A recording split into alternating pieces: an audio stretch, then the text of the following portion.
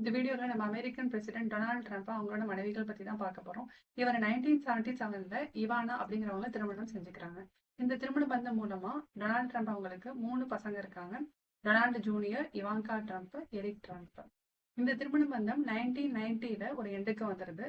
இந்த திருமணம் முடிஞ்சதுக்கான காரணம் டொனால்டு ட்ரம்ப் மார்லா மேப்ளஸ் அப்படிங்கிறவங்களோட எக்ஸ்ட்ரா மேரிட்டல் அஃபேர்ல இருந்ததா சொல்றாங்க.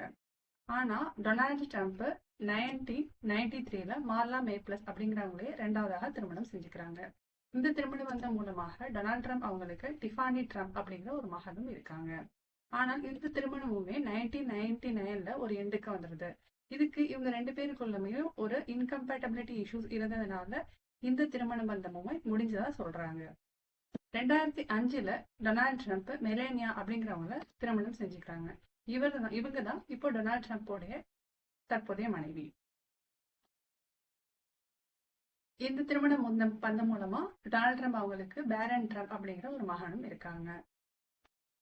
டொனால்ட் ட்ரம்ப் அவங்களோட மனைவிகள் இவானா, மார்லா, மெலேனியா. தேங்க்ஸ் ஃபார் வாட்சிங்.